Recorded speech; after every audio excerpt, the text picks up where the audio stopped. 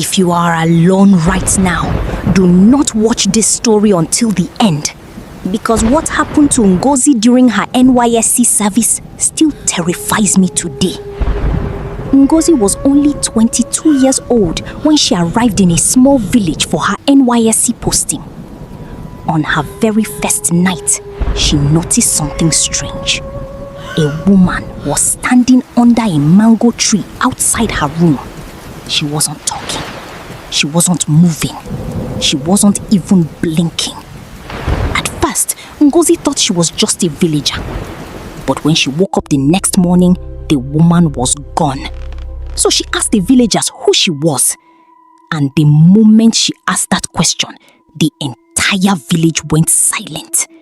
An old woman grabbed her hand and whispered, "If she gets closer, don't let her inside." Ngozi thought it was just another village superstition. Until the next night. Because the woman was no longer under the mango tree. She was standing at the gate. And every night after that, she came closer. What Ngozi didn't know was that the woman outside her room was not the thing she should have been afraid of. The real horror was already inside the house, waiting for her to fall asleep.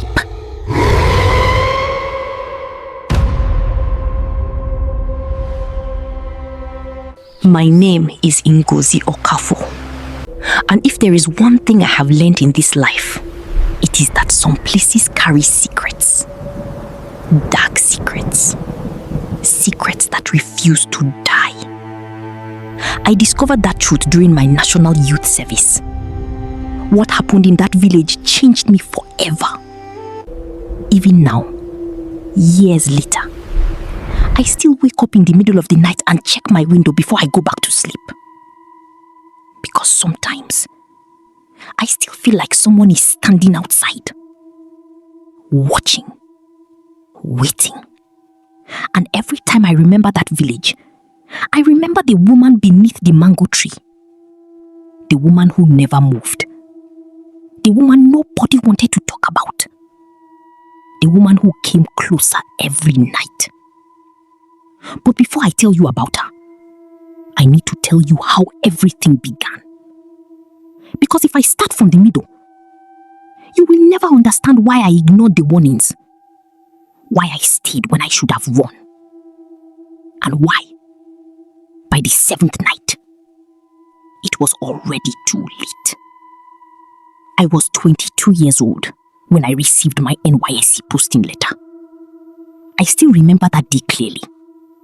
The excitement, the nervousness, the dreams. I had just graduated from university and felt like my life was finally beginning. Like many young Nigerians, I had big plans. I wanted a good job.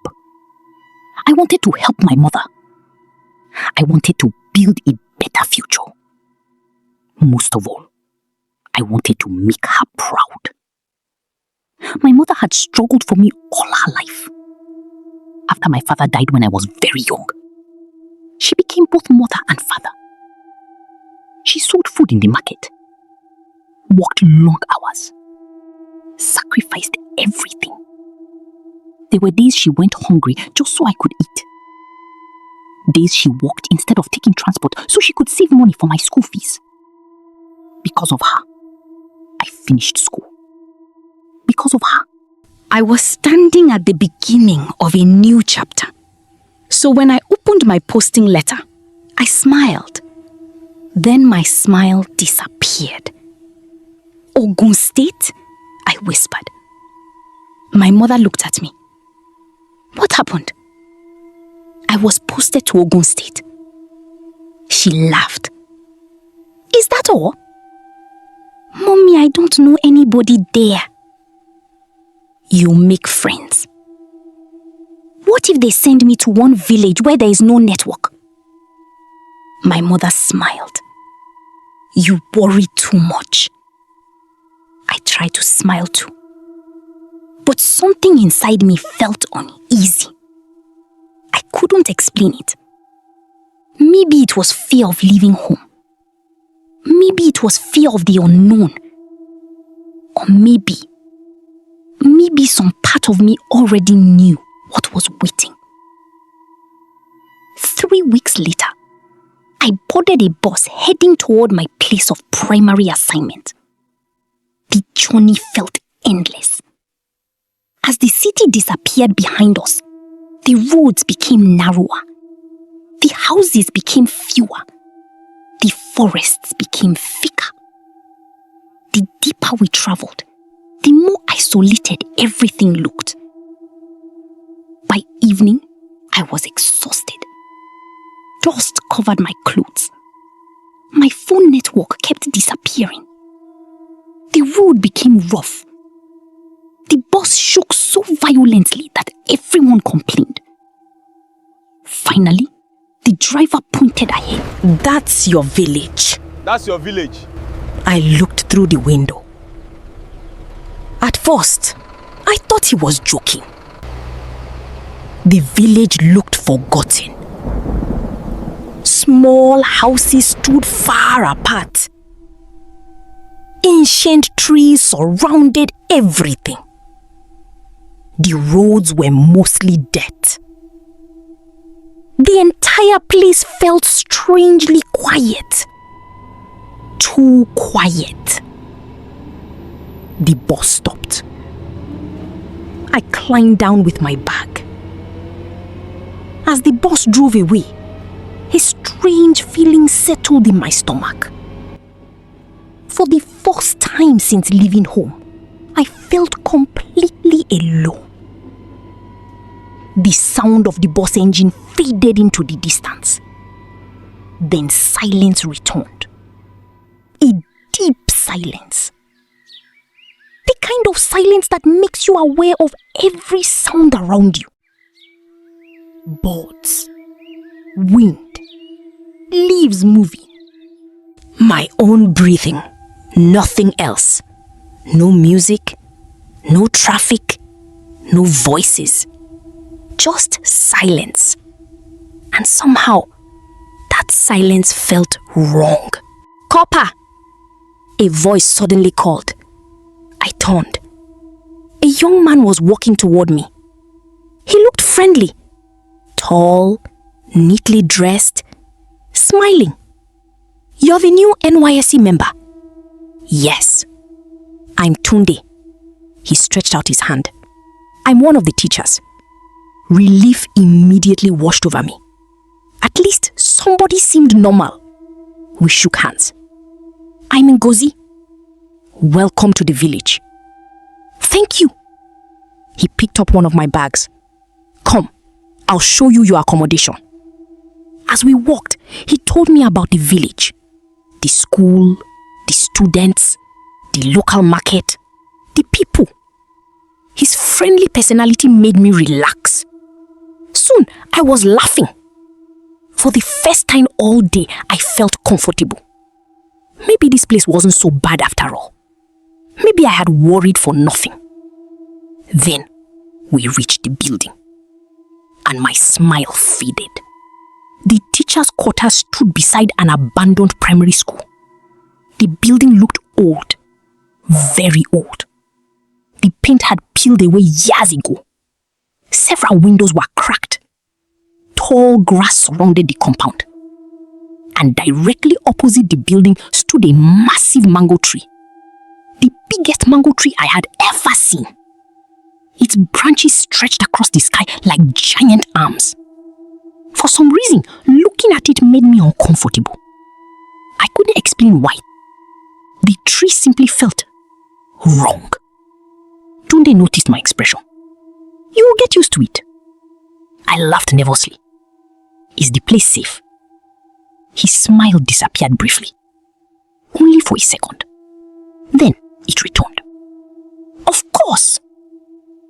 But something about his answer felt forced. As if he was hiding something. That evening, villagers came to greet the new copper. Most were kind. Some brought food. Others welcomed me warmly. But a few behaved strangely. Especially the elderly woman everyone called Mama Bisi. The moment she saw me, her face changed. She stared at me, longer than necessary, as if she recognized me, as if she had seen me before. But that was impossible. We had never met. Finally, she spoke. "You'll be staying in that house?" "Yes." The old woman looked toward the teacher's quarters, then toward the mango tree. Fear appeared in her eyes. Real fear. The kind of fear you cannot fake. When she looked back at me, her voice had become softer, almost a whisper. "Try not to stay awake too late." Before I could ask what she meant, she turned and walked away. I watched her disappear down the road. A strange chill crawled down my spine. For the second time that day, I felt something was wrong. Very wrong. But I ignored it. Because sometimes fear comes from imagination. Sometimes old villages have strange traditions. Sometimes people simply act oddly. At least that was what I told myself. I wish I had listened to my instincts. Because as darkness slowly covered the village, and as the shadows beneath that giant mango tree grew longer, something had already started watching me. Something that had been waiting a very long time. And before midnight, I would see her for the first time. I did not see her immediately. At first, everything felt normal. After the villagers left, I arranged my things inside the room. I spread my bedsheet, unpacked my clothes, charged my phone. Even though the network was poor, I managed to send my mother a message. "Have arrived safely." A few minutes later, her reply came. "Thank God. Sleep well. I love you." I smiled. No matter how old I became, reading those words always made me feel safe. Outside, darkness continued to spread across the village. Soon, the sounds of evening disappeared. One by one, lights went out. Doors closed. Voices faded.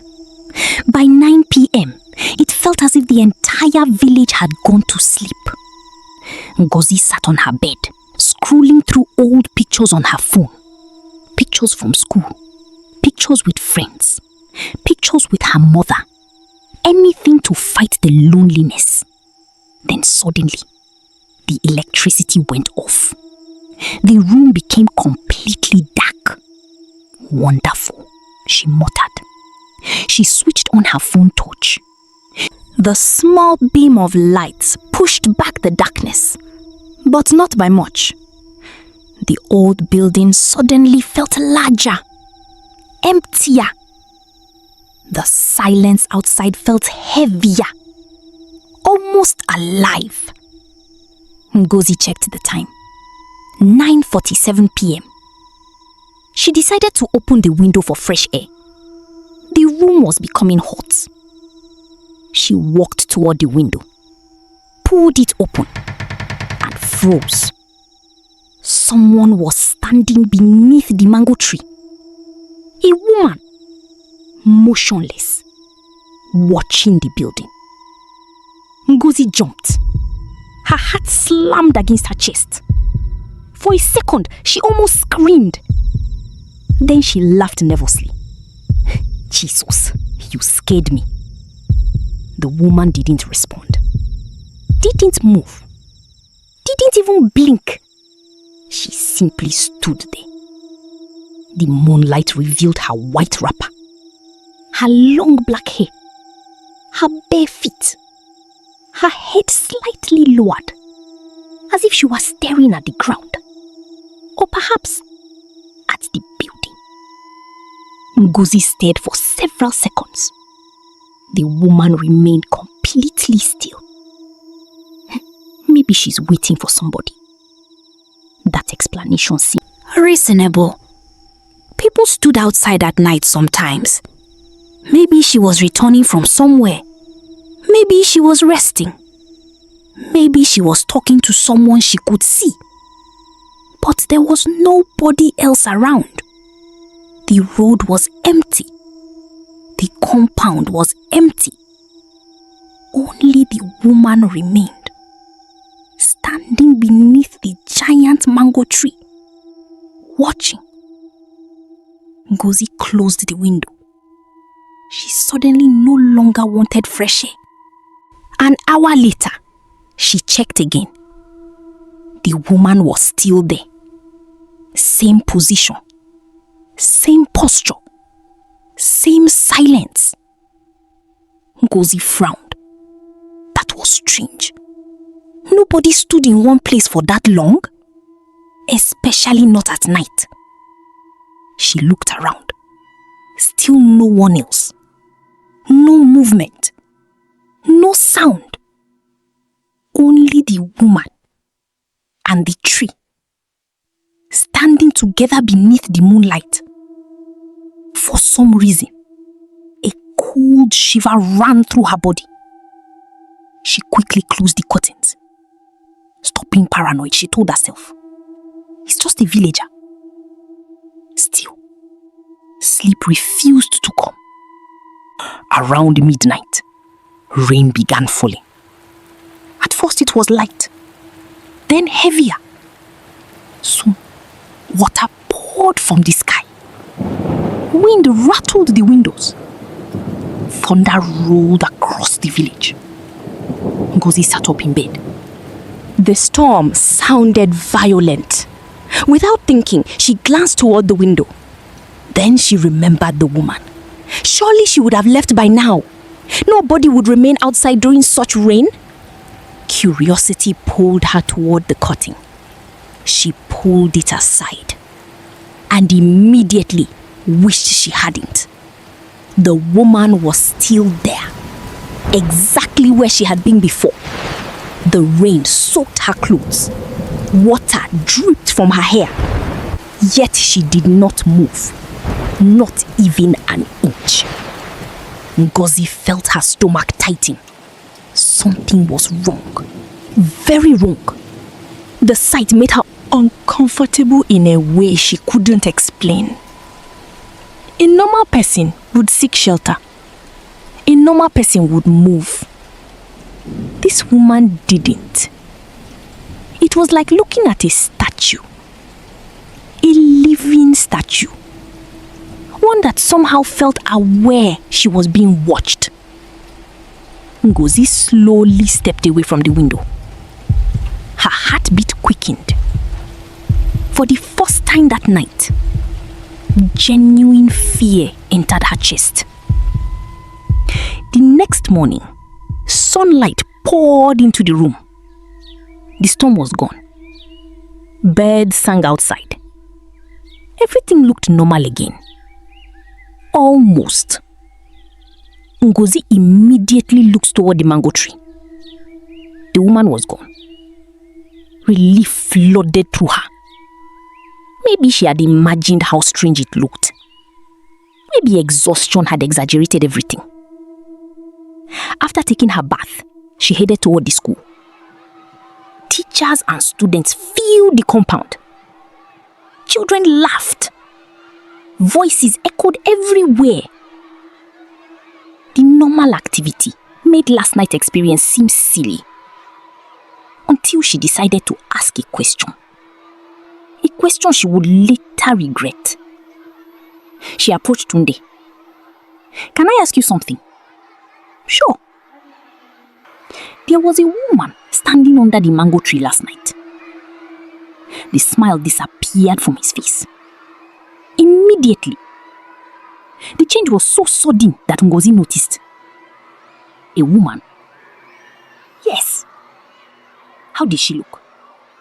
White wrapper, long hair. Tunde stared at her for several seconds, then forced a smile. Probably someone passing through.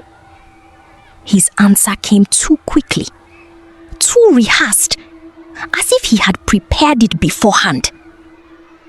Ngozi frowned. Standing there all night? Tunde looked away. I have class. Then he walked off. Just like that, leaving her standing alone. A strange feeling settled inside her stomach. Why had he reacted that way? Later that afternoon, she asked another teacher. The woman became nervous, then changed the topic. She asked a market woman. The woman suddenly became quiet, then walked away. She asked two elderly men. Both pretended not to hear. Every single person reacted the same way. Fear, avoidance, silence. As if mentioning the woman was dangerous. As if speaking about her could attract attention. That evening, Ngozi sat outside her room, thinking about everything. The sun slowly disappeared. The shadows grew longer. The giant mango tree darkened. And for the first time, she noticed something unusual. No children ever played near the tree.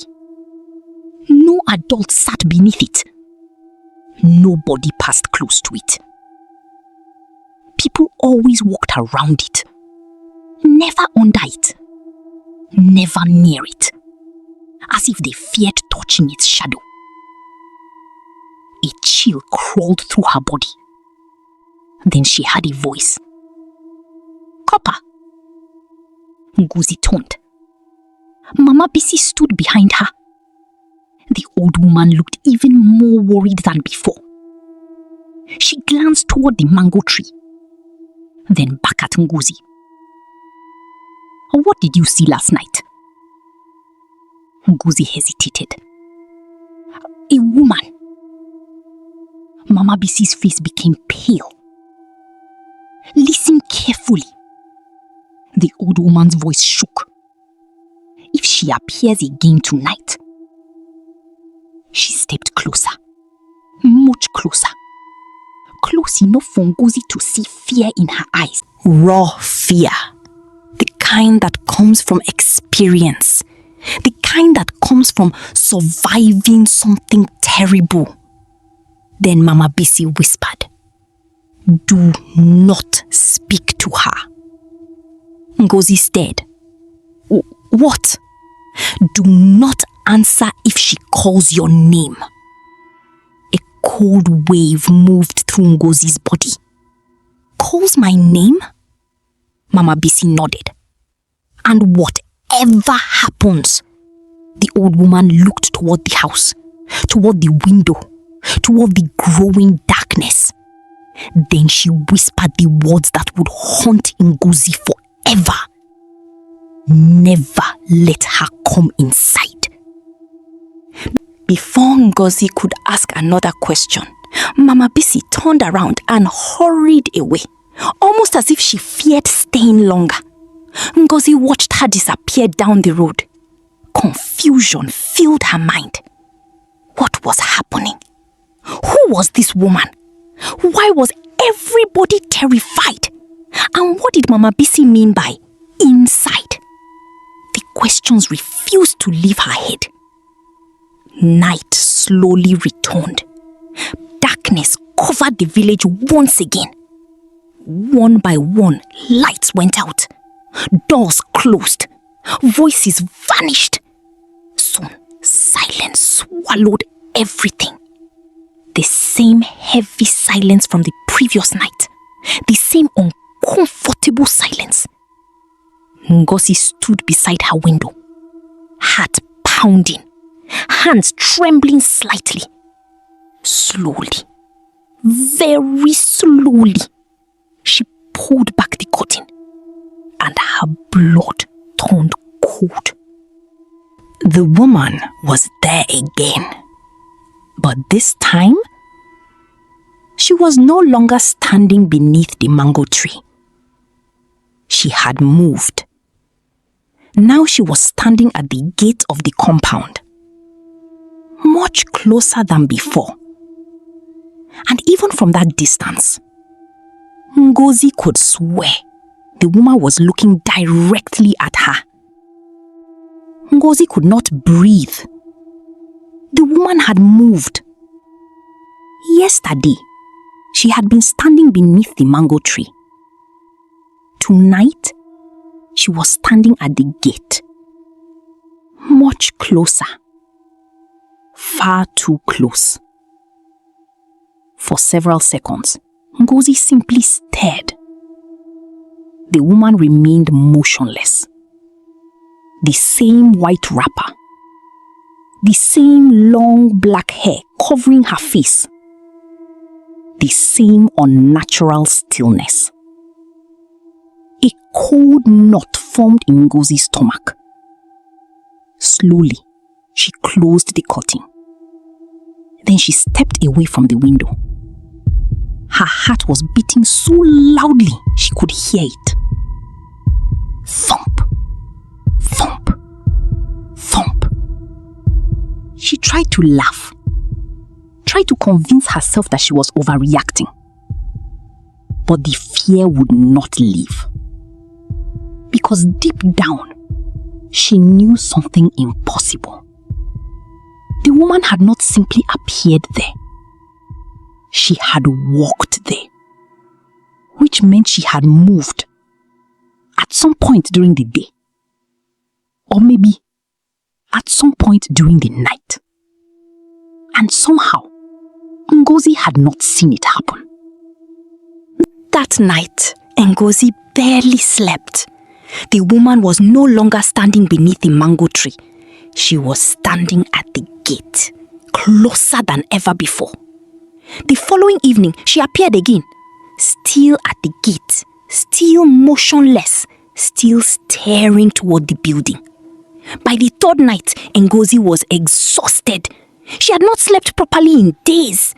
Every time she closed her eyes, she imagined the woman moving closer. The villagers continued to avoid her questions. Even Tunde refused to speak about it. Whenever Ngozi mentioned the woman, people would suddenly change the subject. Some simply walked away. Others looked genuinely frightened. What disturbed her most was that nobody ever asked which woman. It was as if they already knew. A week later, Ngozi noticed something that finally broke her courage. The woman had moved again. This time, she was standing just outside the compound fence. Not at the gate, not beneath the tree, much closer. Ngozi locked herself inside the room. She called her mother. At first, her mother thought she was imagining things. But after hearing the fear in Ngozi's voice, she advised her to report the situation immediately. The next morning, Ngozi traveled to the NYSC local government office. The officials listened as she explained everything.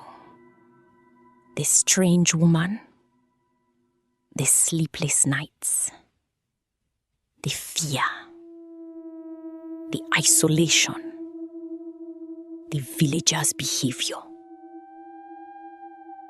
At first, some staff members smiled. They thought she was exaggerating. But Ngozi refused to return. She told them clearly, I cannot continue my service there. Either transfer me somewhere else, or I will quit completely. After several meetings and complaints, the officials finally agreed. A few weeks later, Ngozi received a transfer. She was posted to another school in a different town. From the day she left that village, she never saw the woman again. Never. She completed her NYSC service successfully. Life eventually returned to normal. Or so she thought. 3 years later, Ngozi attended a friend's wedding in Enugu. There, she met another former corps member. During their conversation, the woman asked a strange question. Were you once posted to a village with a giant mango tree?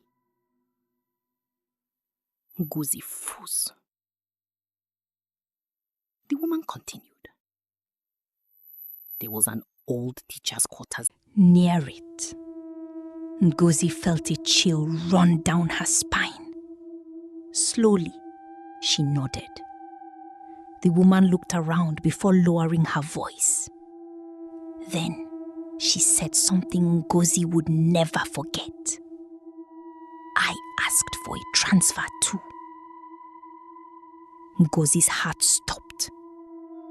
The woman continued. For almost 2 weeks, I kept seeing someone standing beneath a tree every night. Silence. Neither woman spoke.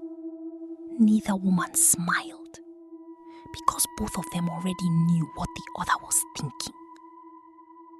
Years later, nobody has ever been able to explain who the woman was, or why different corps members claimed to see her.